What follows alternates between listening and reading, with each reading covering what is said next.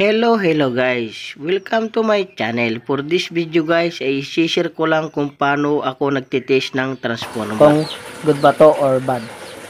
So nga pala, ito mayroon siyang 12 volts ito yung output. Yung input niya is 220.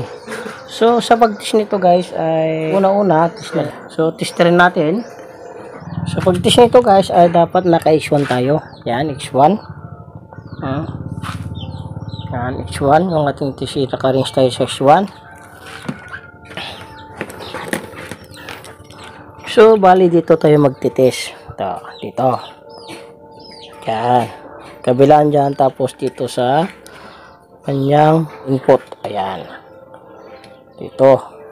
So unahin natin i-test yung input. So dito natin i-test. Yan. So, dapat gagalaw yung ating test probe. Okay. Test natin. Okay, good siya. Gumalaw yung ating tester. Yan guys. So, yung ating input ay good. So, baliktaran natin.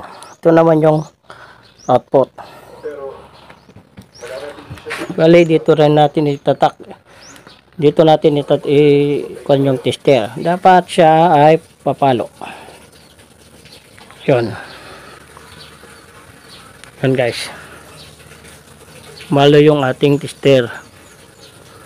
So, ibig sabihin niyan guys ay okay siya. So, dyan. Tapos, ngayon maglalagay ako ng input. Yun guys. Visualize na muna natin itong kuan. Ito. Yan. Maglalagay muna tayo ng input. Sasaksak natin ito dito sa live.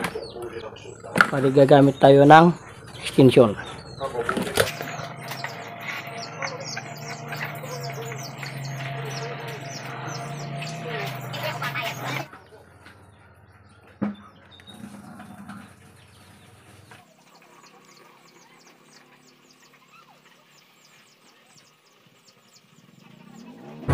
Ayan. So ito guys yung 220. Ito yung 220 guys, and then ito yung 12 volts. Yan guys, 12 volts. So ngayon, isaksak natin ito. Isaksak natin sa yan. So yan na guys, mayroon ng so guys, try natin. Naka easy tayo guys, easy. 50 volts. Okay, check natin. Ayan guys, 20. Ayan guys, 20 volt AC. Yan.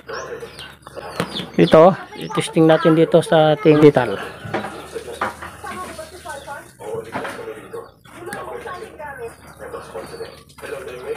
Yan siya guys, mayroon siyang 20.